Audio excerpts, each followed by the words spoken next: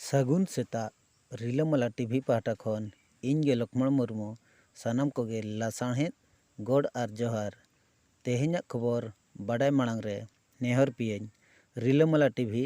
Like share subscribe ᱟᱨ comment ᱮᱢ ᱛᱟᱵᱚᱱ ᱯᱮ। ᱠᱷᱚᱵᱚᱨ ᱫᱚ ᱦᱩᱭᱩᱜ ᱠᱟᱱᱟ आदिवासी सेंगेल अभियान पाहटा खन बांग्रीपुसी ब्लॉक जगन्नाथपुर अतु गेंडापुखरी पंचायत मयूरभंज ओडिशा रे मिद सेंगेल मिदुन हुई लेना। आबोआ हासा भाषा जाति धर्म चेक लेकारे बांचा आर नामोआ ओना इदी कातेगे गालोच हुई लेना। मारांग पेड़ा लेकाते दो दिसम गंके सालखान मुर्मू तिकिन सेटेरकिन ताहिया। तो भाई माँ उनकी कथा बन आंजम लगे